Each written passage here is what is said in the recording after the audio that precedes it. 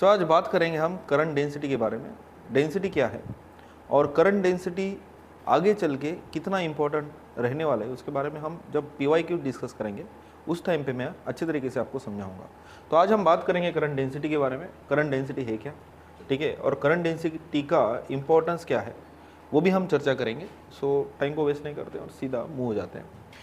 हमने जाना कि पहले लेक्चर में, अगर आपने वो लेक्चर नहीं देखा है तो जाके एक बार चेकआउट कर लेना, चेकआउट लिस्ट कर लेना, ठीक है, आपको वहाँ पे पूरा डिटेल्स में मिल जाएगा, ठीक है।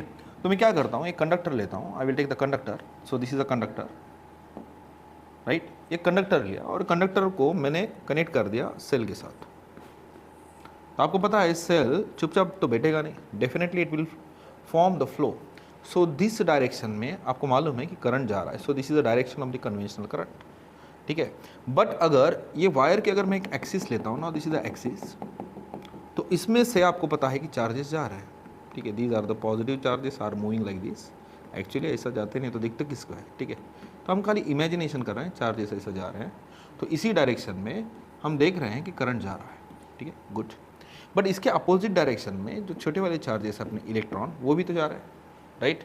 यानी उस particular area of cross section पे अगर मैं यहाँ पे फोकस रखूँ, ठीक है, तो इस particular area of cross section में मैं वहाँ पे चार्जेस का चहल पहल देख रहा हूँ, ठीक है। यानी इस particular area of cross section में मैं उस चार्जेस का यानी करंट का चहल पहल देख रहा हूँ।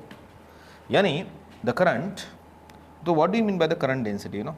करंट डेंसिटी है क्या, ठीक है, it is a amount of current जो कि फ्लो हो रहा है I, which is passing through the area of the cross section, ठीक है। यानी current by I will take the area, ठीक है। So that is the basic formula. So what will be the SI unit of it, it's a very simple. तो SI unit क्या होगा, that is ampere और area metre square, यानी ampere metre square इसका SI unit है, right. अब SI unit क्यों important होता है कि जब आप प्रॉब्लम रीड करते हो तो SI यूनिट आपको आइडिया देता है। क्या देता है, आइडिया। क्या देता है, आइडिया देता है कि वो दिया क्या है प्रॉब्लम में, right. So current by area होता है। बट अब ये एरिया वेक्टर क्या है, क्योंकि ये डेंसिटी तो आपको मालूम है वेक्टर है, क्यू वेक्टर है, इसको डायरेक्शन भी है, राइट।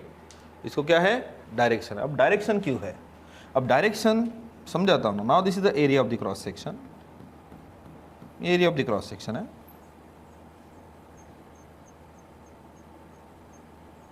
और करंट ऐसा जा रहा है। So this is the direction of the current. याद रखना, जिस डायरेक्शन में करंट है उसी डायरेक्शन में हम किसको दिखाते हैं, डेंसिटी। यानी current density is vector quantity.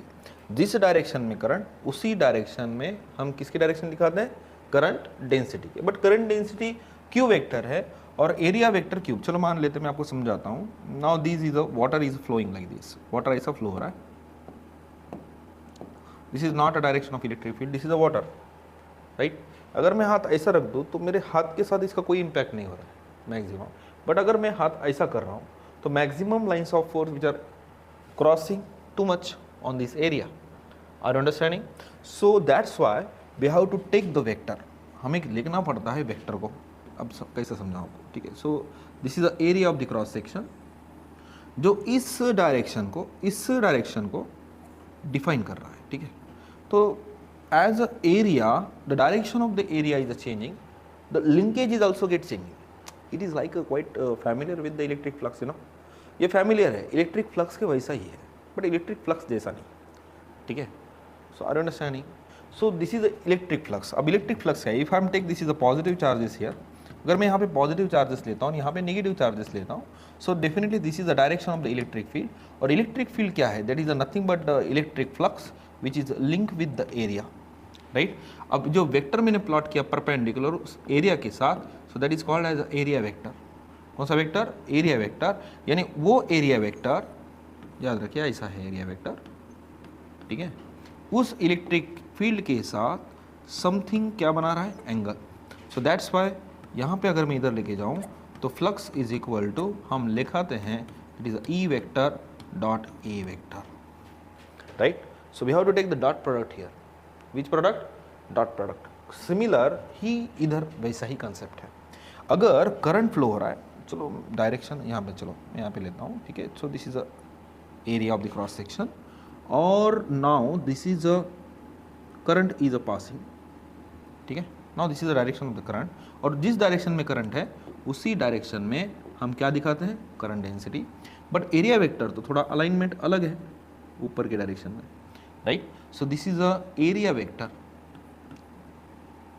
अब मेरे को बोलो दोनों के बीच में क्या फॉर्म हुआ, एंगल, अंडरस्टैंडिंग।